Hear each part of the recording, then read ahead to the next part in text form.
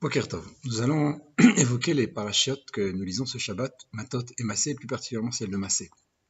Parachat de Massé évoque les voyages que les Bnei Israël ont effectués à leur sortie d'Égypte, depuis la ville de Ramsès jusqu'à la frontière, donc avec Israël, ce qu'on appelle Yarden, Yericho, les versants donc du Jourdain, à côté donc de Yericho. Alors, ces 42 voyages sont d'une symbolique extraordinaire dans le peuple juif et se retrouvent dans plusieurs prières, dans plusieurs passages que nous lisons dans l'année ou au quotidien ou parfois une seule fois dans l'année. Nous allons les évoquer. Et ces 42 voyages représentent quelque chose qui dépasse les voyages que les Bnei Israël, les enfants d'Israël ont fait lorsqu'ils sont sortis d'Égypte, puisque ces voyages sont les voyages que le peuple juif est censé passer de nouveau avant l'avenue du Mashiach. Et de façon même encore plus extraordinaire, au-delà de ça, chaque juif, nous dit le Baal Shem Tov, dans sa vie au quotidien, passe 42 voyages dans chaque journée de sa vie et les passe dans les étapes qui vont de sa naissance jusqu'au jour de son départ de ce monde. Donc on voit ici que ces mêmes bêtes Massaot, ces 42 voyages ont une symbolique, une représentation très très forte pour le peuple juif, pour chaque juif en particulier, pour le peuple juif dans son ensemble. Alors, on l'a dit, donc ça représente des étapes pour un juif dans sa journée, pour un juif dans sa vie, et on a dit donc ça se retrouve dans des prières. Donc les prières en question, la plus connue est ce qu'on appelle la prière de Anna Bechouar. Donc Anna Bechouar est une prière qui a été instaurée par Rabbi Nechunia ben Akana. C'est une prière qui est très haute, qui est représentée par 42 mots, et ensuite 42 lettres qui sont en fait ce qu'on appelle les Rachitevot, les premières lettres de ces mots, qui sont en fin de compte des noms de Dieu. Donc ces 42 mots, nous les récitons, mais les 42 lettres, il est interdit de les lire parce que ce sont des noms très hauts, ce sont des noms d'Hachem, donc on ne fait que les regarder, que les penser. Donc on ne les lit pas. Alors ces 42 lettres, ces 42 mots sont très élevés. Pourquoi? Parce qu'ils symbolisent là-bas aussi des étapes très importantes. D'ailleurs cette prière est lue avant le vendredi soir, avant le Lechadodi, nous lisons dans le Kriyat Shema l'Amita, le Shema d'Israël, le Shema Israël qui nous dit avant de dormir, à Shacharit aussi, à Mincha, on le lit dans la Sfirat HaOmer, donc ce n'est pas un hasard non plus là-bas, puisqu'il y a là-bas 42 Sphirot, et puis ensuite il y a ce qu'on appelle les 7 Malchouyot, les 7 niveaux de royauté, 42 et 7 font 49, donc ce sont les 49 étapes qui vont de Pessah à Shavuot. Donc on voit ici très bien que ce chiffre de 42 est essentiel, ces étapes sont essentielles, elles sont représentatives de choses assez extraordinaires.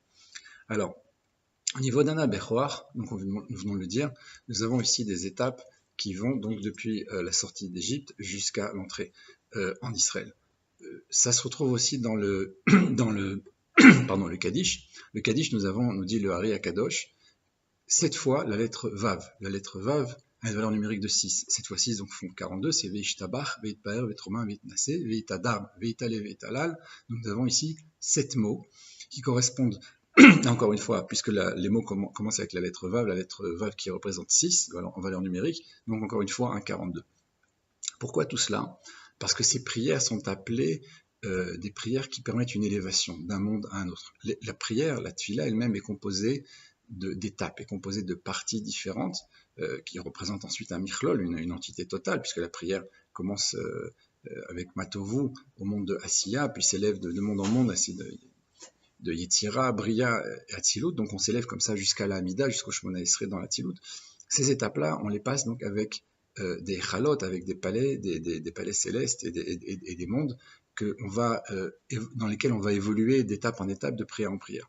Or, entre chaque prière, chaque fois qu'on aura un Kaddish, le Kaddish va représenter cette élévation, comme les voyages. Donc, le Hana Bechouar, qu'on a dit tout à l'heure, se trouve à des endroits particuliers de la prière pour nous montrer qu'il y a là encore une élévation particulière, une étape particulière. Alors, ces 42 voyages sont évoqués donc dans la paracha de Massé, et de façon étonnante, lorsque nous commençons à lire la paracha, il y a marqué « Les Massé Bnei Israël, Asher Yatzou Bnei Israël », voici les voyages que les Bnei Israël ont passé en sortant d'Égypte, etc. On a comme ça 3 psukim. On commence à voir la première étape, ils sont sortis de Ramsès, le premier jour, le 15 du mois, etc. Et puis, au pasuk d'Alet, au 4e verset, il est écrit « O Mitzrayim et Kabrim et Asher Ika Hashem » et les Égyptiens sont occupés à enterrer ceux que Hashem a frappé. Ba'em kol bechor, et en eux donc tous les bechor, Uvelohem, et leur Dieu, Asa Hashem Shefatim, Dieu a fait là-bas des Shefatim, des merveilles, des miracles. Alors ce qui est intéressant, c'est que ces versets-là nous font référence à un texte qu'on connaît aussi très bien, qui s'appelle la Haggadah de Pessah. Et dans la Haggadah, il y a un passage connu qui est Dayenu. Or, dans le Dayenu, le premier Dayenu, il est écrit Ilo Otzianu Mitzrayim ve'asabaim Shefatim. Donc on voit ici cette notion de Shefatim. Si on était sorti d'Égypte et Dieu nous avait fait des miracles, des merveilles, nous disons Dayenu. Asabaim Shefatim velo asa belohem. Nous disons ensuite s'il avait fait des merveilles, mais il n'avait pas fait contre les dieux d'Égypte. Et là, on voit le mot qui vient juste avant, donc le Shefatim, qui est donc le mot Elohim, qui est dans le Passouk d'Alet, encore une fois. Iloya asab Elohim velo arag et bechorem. S'il avait fait des merveilles contre les dieux d'Égypte, mais n'avait pas tué leurs aînés, nous disons encore une fois Dayenu. Alors là, vous voyez très bien, subitement, nous découvrons que dans ce verset d'Alet se trouvent les 3 premiers Dayenu. Dans l'ordre inverse, il est vrai, puisque nous voyons d'abord les Shefatim, puis ensuite l'évocation des dieux d'Égypte, et après la mort des premiers-nés. Mais il n'empêche que l'ordre est inverse parce que les étapes sont inversées dans le Seder de Pessah, puisque nous commençons par la fin, si on peut dire ainsi. Et on voit ici que le verset lui-même, le passouk lui-même, nous évoque dans ces 3 premiers voyages. Alors en quoi c'est intéressant? Et dans la mesure où il y a en tout Arba Isre Dayenu, il y en a 14. 14 Dayenu, ils ne sont pas en fait 14, ils sont 28. On va expliquer pourquoi. Parce que dans la Haggadah de Pessah, il est écrit Ilou. Donc pour le premier, par exemple, Ilou Tienu, Mitzrayim Velo Asabaim Shefatim, Velo Ken Asabaim Shefatim. Si Dieu nous avait sortis d'Égypte, nous n'avait pas fait des merveilles, nous disons Dayen. Alors le mot Ilou en hébreu s'écrit Aleph Lamed Vav. Et le Mishpat, donc la deuxième partie de la phrase du Dayenu, est vélo. Il ne nous avait pas donné, il ne nous avait pas fait, etc. Donc le vélo s'écrit Vav Lamed Aleph. Or, nous voyons que Aleph Lamed Vav est l'ordre inverse des lettres Vav Lamed Aleph. C'est-à-dire que nous avons ici un massa. Nous tournons le dos, si l'on peut dire, à l'étape précédente et nous passons des lettres Aleph Lamed Vav au Vav Lamed Aleph. Donc les lettres et leur contraire. Alors c'est intéressant parce que si nous avons 14 x 2, nous avons 28 étapes. Donc nous sommes dans des voyages, mais nous en manquons encore 14. Et là, la Gada nous dit à la fin des 14 Dayenu, Alachat Kama Vekama, Tova Kfula Umchopelet Lamakom Alenu. Donc elle nous dit, oui, tu as raison, à plus forte raison. C'est pas seulement double, et là, Kaful Umchopal. Tova Kfula Umchopelet, un bienfait double et redoublé. Et juste après, elle recommence, Ilou, Otianu Israël, Vasabav Shefatim, Bechulu. Donc on a encore les 14 étapes qui suivent, et 14 x 3, eh bien ça donne 42. Donc on voit bien ici que la Haggadah nous évoque les 42 voyages. Alors c'est aussi intéressant dans la mesure où les 3 derniers voyages symbolisent ce que nous appelons nous les 3 niveaux de Goël, de libérateur. Pourquoi libérateur? Parce que Mashiach représente ces 3 niveaux à la fois, mais il a encore quelque chose au-dessus, puisque dans la notion de Goël, nous avons une étape qui est provisoire. De la même façon que le premier temple a été construit, il a été détruit, le deuxième également, il n'a pas été éternel, le troisième temple, lui, le sera. Mais Ezrat Hashem, en espérant qu'il soit construit aujourd'hui, et donc, s'il est construit, il n'y aura plus de destruction, de la même façon qu'il n'y aura plus d'exil, que la mort disparaîtra. Tout ce qui est aujourd'hui une réalité, qui est tangible, nous dit Dieu, tout cela va disparaître. Le mal va disparaître de la terre, la mort va disparaître, la Géoula sera éternelle, le temple sera éternel. Donc nous arrivons à une étape assez extraordinaire, qui est la Géoula. C'est pour ça que la Géoula, Shlema, donc une délivrance totale, complète. Donc ce qu'il y a eu au préalable, ce sont des délivrances provisoires. C'est quelque chose de momentané, même si ça a duré 100 ans, 500 ans, il y a quelque chose ici de provisoire, il n'y a rien de certain. Donc, on voit ici que les 3 niveaux de Goël sont Yosef, Moshe et David. Leur valeur numérique est de 515, vous l'avez évoqué d'ailleurs un peu plus tard, ce que nous verrons incessamment dans la paracha de Vaïtranan, qui a elle-même une valeur numérique de 515, puisque ça représente la prière de Moshe pour entrer en Israël. Alors, ces trois niveaux de Goël, qui sont Yosef, Moshe et David, se retrouvent dans les 3 derniers Dayenu. Nous allons expliquer pourquoi. Le premier des 3 derniers, donc l'avant-avant-dernier, est nous disons, Ilou Kervenu Lifnei Har Sinai Velo Natan Lanu et Torah. Alors nous disons, s'il nous avait amené devant le Sinaï, il ne nous avait pas donné la Torah. Nous répondons, nous continuons, donc avec Dayenu, ça nous aurait suffi. Là, il y a une question forte qui se pose.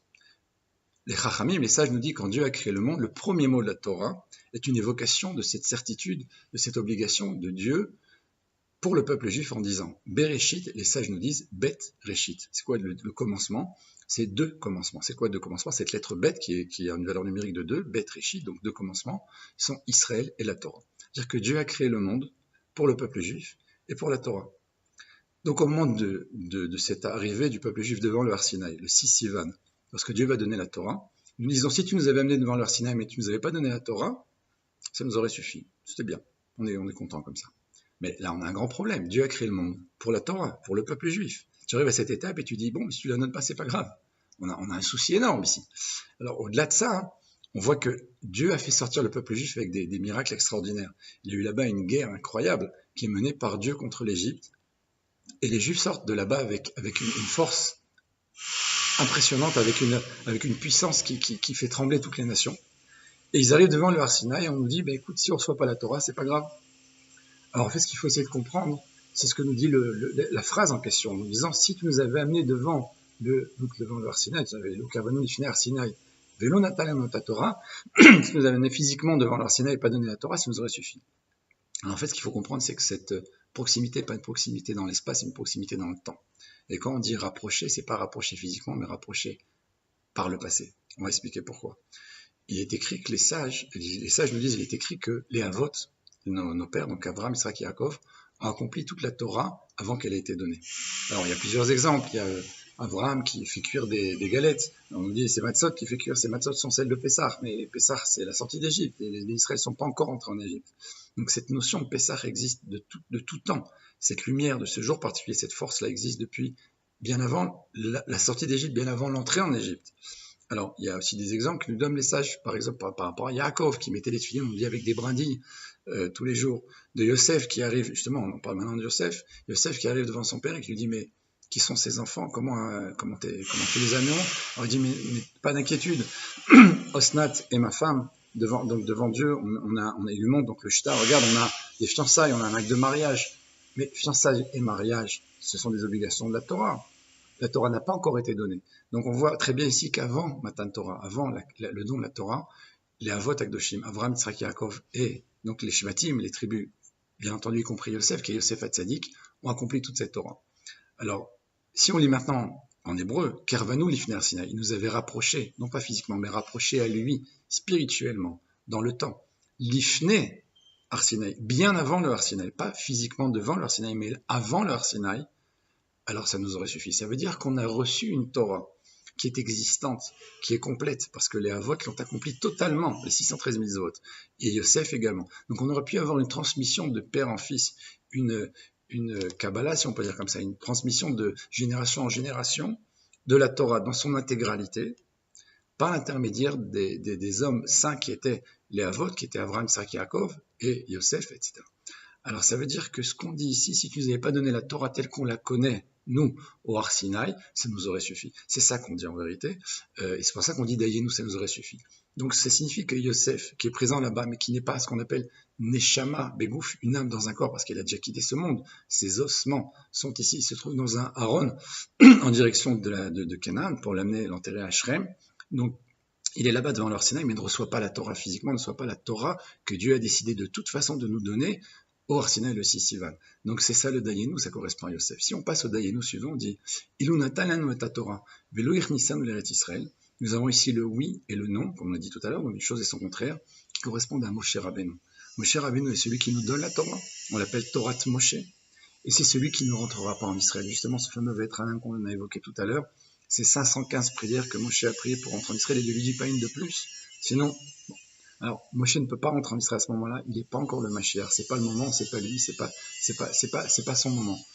Il sera quelque part le Mashiach parce que chaque Mashiach qui doit se dévoiler depuis toutes les générations, jusqu'à ce jour, Bezrat Hashem, a en lui un nitzos de Moshe Rabbeinu, il a une étincelle de Moshe Rabbeinu. De la façon que le Mashiach a d'abord un niveau de Mashiach ben Yosef, puis ensuite se dévoile le Mashiach ben David. Donc on voit très bien que Yosef, Moshe et David, on l'a dit donc, sont les rédempteurs provisoires, virtuels, mais ne sont pas les véritables Mashiach que l'on attend, le Mashiach que l'on attend.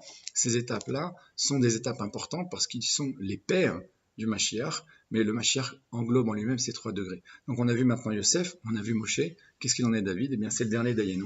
Si nous avait rentré en Israël et n'avait pas construit le Mikdash, ça nous aurait suffi. Il s'agit bien entendu de David. Pourquoi? Parce que David a mené des guerres qui a étendu ce qu'on appelle Israël au grand Israël, ce qu'on appelle Yichiv Ekvulot Haaretz Hamuftachat. Il a étendu les frontières d'Israël qui a été promis par Dieu, l'Israël qui va jusqu'en Syrie, qui va jusqu'au Jourdain, au-delà du Jourdain, etc. Donc, ce grand Israël, c'est David qui nous l'a donné, c'est David qui a mené des guerres, justement pour cela, il ne construit pas le Beth Amikdash.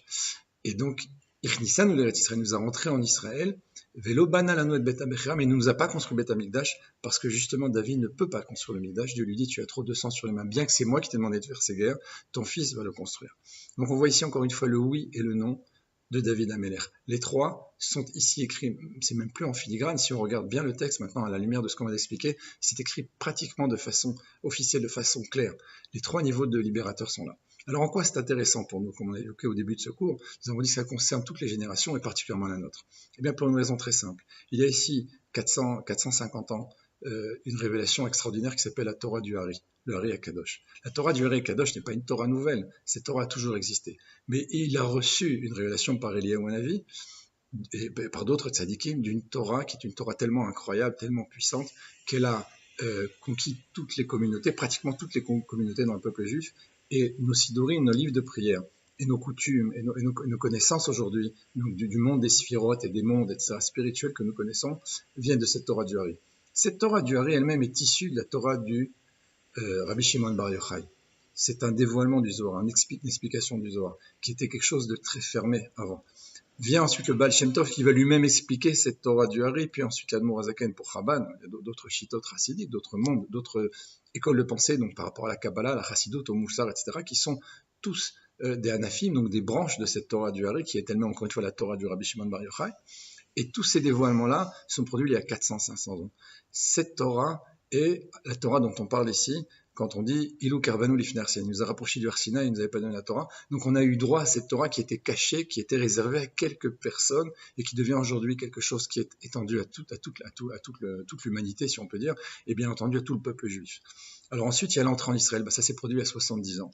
Il y a 70 ans, Ichnisanu l'Eretz Israël nous a fait rentrer en Israël. Et là, on est arrivé même à une situation où les nations du monde ont dit « Oui, on accepte et oui, nous donnons la terre d'Israël de nouveau à son peuple ».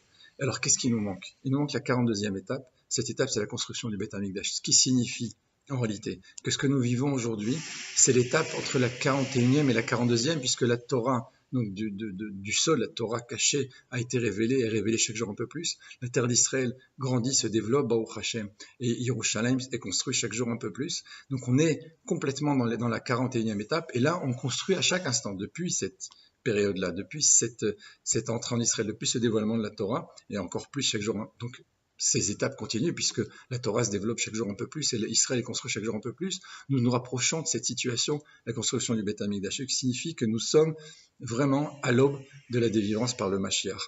Donc tout cela est évoqué ici dans cette paracha de Massé.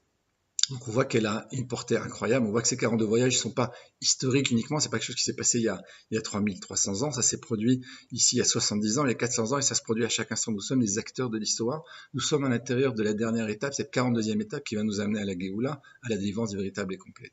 Alors là où, ce qu'on a évoqué tout à l'heure, là où c'est intéressant, il y a un autre point où je voudrais faire le pont ici, avec la paracha de Bereshit, nous avons dit tout à l'heure, Bereshit c'est Bet Reshit, deux choses pour lesquelles Dieu a créé le monde, Israël et la Torah. Alors là où c'est impressionnant, c'est que Rashi, sur ce verset, ce premier verset de la Torah qui est Bereshit, nous donne une référence qui est la suivante. Il nous dit comme ça, Rashi, Amar Rabbi Yitzhak, lo yatzarich trilet Torah ela amar chodesh hazeh lachem.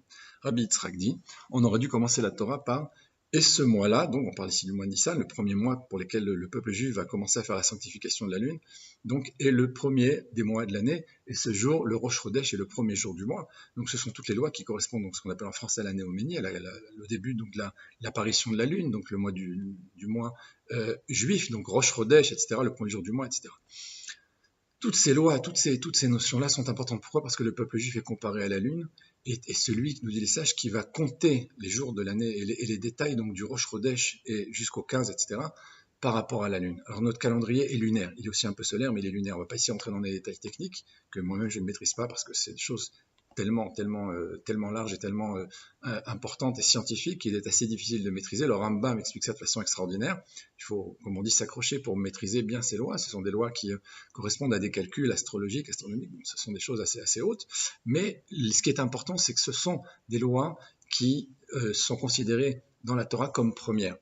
Justement, Rashi, pourquoi nous dit-il cela? Parce qu'il nous dit ces lois montrent à quel point le peuple juif est lié à Dieu, parce qu'au moment de la création du monde, Rashi ne nous évoque pas des sujets très très hauts comme les détails de la création, les anges, les yichoudim, toutes les unifications de noms qui ont donné naissance à ces planètes et à ces mondes spirituels et matériels. Non, il rentre dans un détail, on va dire presque trivial, en premier lieu quand on regarde ça, et juste après il évoque encore un autre point, et il nous dit cette création-là qui montre le lien de Dieu avec le peuple juif, elle est importante. Pourquoi? Parce qu'il te dit la chose suivante. Rashi dit, eh bien, lorsque nous rentrons en Israël, comme ça s'est passé donc à la fin de ces 42 voyages, c'est pour ça que je l'évoque ici, il est écrit, les peuples viennent vers nous et nous disent l'istimatem, vous êtes des voleurs, vous avez volé la terre. Des 7 peuples, il y avait ici des peuplades, des bédouins, des Arabes qui étaient ici, on ne va pas dire d'autres noms, pour pas donner de mauvaises idées, qui étaient présents sur cette terre. Okay, Et alors ils disent, mais vous êtes des voleurs. Et là, Rachid nous dit, mais la la terre appartient à Dieu. Il l'a pris à ceux qui n'étaient pas Yachar Benav, qui n'étaient pas droit à ses yeux. Il a donné à ceux qu'il considérait comme étant ceux qu'il a mérité. Donc ça veut dire qu'il y a 70 ans, Dieu a dit, jusqu'à maintenant, vous avez souffert pendant 2000 ans, vous avez été exilés, vous avez été spoliés, vous avez été massacrés. C'est terminé. Maintenant, vous rentrez nouveau en Israël. Et s'il y a des oppositions, mais il faut leur dire, cette terre, elle nous appartient. Dieu a choisi de nous enlever, puis de nous ramener. Et il a demandé que ces peuples-là nous laissent la place. Alors maintenant, quand Rachid nous dit ça, il nous ramène un midrash. Ce midrash est le midrash Tanchuma et un autre qui est Bereshit Rabbah. Ces midrashim ont été écrits il y a, par rapport à notre époque aujourd'hui, 1500 ans. Alors si on réfléchit à ça, il y a 1500 ans, ces midrashim évoquent bien entendu l'entrée des Béné Israël en Terre Sainte, en Canaan, par rapport aux autres nations. Mais ce message est un message très actuel, encore une fois, puisqu'on le vit aujourd'hui. On est tous d'accord. Donc ça veut dire qu'il y a 1500 ans, puis ensuite, il y a à peu près 1000 ans, Rachid relate ces midrashim, donc très anciens, il nous dit, lorsque tu vas vivre cette époque, qui est très actuelle, quelques dizaines d'années, où les peuples vont venir et te dire, l'istimatem, vous êtes des voleurs, eh bien tu dois savoir que tu es dans une situation de Géoula absolue. Et chaque fois que ça va devenir encore plus fort, eh bien sache que le Mashiach se rapproche à chaque instant un peu plus. Pourquoi? Parce qu'il y a une généralité qui est énoncée dans ce qu'on appelle le Sefer Yetzira, c'est un livre de Kabbalah, qui dit Narutz, Sofan, Betrilatan, Betrilatan, Besofan. La fin est reliée au début, le début à la fin. Dans toute étape de notre vie, nous savons qu'il y a des cycles. Nous sommes toujours dans une situation cyclique et la fin est reliée au début, le début à la fin. C'est vrai pour la vie d'un homme, c'est vrai pour beaucoup d'autres choses. Et pour le peuple juif, c'est encore plus vrai. Ça veut dire que lorsque l'on va vivre ces instants, où chaque instant un peu plus, on va venir nous dire l'istime athème, vous êtes des voleurs, il faut qu'on sache que nous nous rapprochons ici de l'étape première où Dieu a créé le monde et il a choisi de créer le monde pour le peuple juif et pour la Torah. Et Rachid nous dit ici, tu es dans une situation de Géoula parce que la fin est reliée au début. Dans la mesure où tu vis cette étape, où on te dit tu es un voleur, où on te dit vous devez rendre cette terre aux autres peuples, alors là il nous dit tu es en train de revenir à cette situation première où Dieu a choisi de créer le monde pour toi et pour la Torah d'Israël. Donc en cela la paracha de Massé est tellement forte qu'elle se retrouve, on dit, dans nos prières, se retrouve dans la Gad Pessar, se retrouve dans le premier pasouk donc de la création du monde, et se retrouve dans notre histoire aujourd'hui à cet instant même où nous parlons, et où nous vivons une étape tellement importante que, à la limite, on n'est presque même pas conscient à quel point nous vivons notre histoire de façon accrue, de façon tellement puissante, parce que nous ne sommes plus des spectateurs, nous sommes des acteurs, soyons en Israël ou à l'extérieur. Nous vivons cela chaque seconde un peu plus, la proximité avec la délivrance, la proximité avec le Mashiach, et ça, c'est encore plus vrai de nos jours, puisque nous sommes dans les 9 jours, qui est une période très dure. Mais elle est très dure pourquoi? Parce qu'elle est tellement grande, elle est tellement puissante, que nous ne recevons les lumières que de façon détournée, de façon opposée, si on peut dire. Le jour du 9 Av a commencé avec la plainte, avec le Lachon Hara qui a été fait par les Meraglim sur Eretz Israël. Donc justement, nous dit Rachid, nous disent les sages, cette nuit-là, Dieu dit, vous avez pleuré pour rien, donc dans les générations à venir, vous pleurerez pour une raison. Et cette raison, c'est quoi? C'est le Yerushalem qui est labouré par les Romains, c'est les 2 temples qui ont été détruits à cette même date, et beaucoup d'autres malheurs, le Halénou chez l'Oneda, qu'on n'en est pas, Chas Shalom de nouveau, tous ces malheurs qui ont été, se sont déroulés au moment du 9 Av dans toute notre histoire, dans pratiquement tous les pays. Pourquoi? Parce que cette période, en réalité, est très haute, cette période est très très très forte, à tel point que le 9 Av, nous ne disons pas Tachanon, ce qui est paradoxal, puisqu'un jour comme ça, la preuve en est, on jeûne, on ne mange pas, on ne boit pas, on s'assoit par terre, on lit les keynotes, on se lamente, on ne se lave pas, on est dans une situation de deuil absolu, comme quelqu'un qui vient de perdre un proche. Pourquoi? Parce que cette période est une période de deuil véritable, mais profondément, intrinsèquement, la lumière qui s'y trouve est encore plus grande et tellement plus puissante que ce que nous vivons, nous, c'est ce qu'on appelle, entre guillemets, les malédictions, les klalotes, mais pas les brachot. Or, nous disent les sages, la klala, la malédiction, est une bracha encore plus grande. La période de deuil est une période encore plus puissante. Donc si nous ne recevons pas ça de façon officielle, de façon objective, alors nous vivons ça à l'envers, nous vivons ça comme une période de deuil. Tout cela, encore une fois, commencé par les Meraglim, par les explorateurs qui ont dénigré Eretz Israël, qui ont dit qu'Eretz Israël n'était pas pour nous, que Dieu, Chas v'Shalom, ne pouvait pas battre les peuples qui se trouvaient là-bas. Si nous comprenons que nous pouvons, oui, rester en Israël, et que nous allons réussir, et que le Beth Amikdash va être reconstruit, et que les peuples qui y a autour de nous n'ont aucune force par rapport à la puissance de Dieu, par rapport à la puissance de la Torah et des mitzvot, alors nous avons conscience que Mashiach est très proche, et si nous le demandons, mais de façon réelle, de façon sincère, alors il va se dévoiler Bezrat Hashem aujourd'hui même, avant le Tisha B'Av. Alors nous pourrons faire nos sacrifices avec l'aide de Dieu dans le Beth Amikdash ce jour-là, de façon renouvelée et pour toujours. Kol Tov.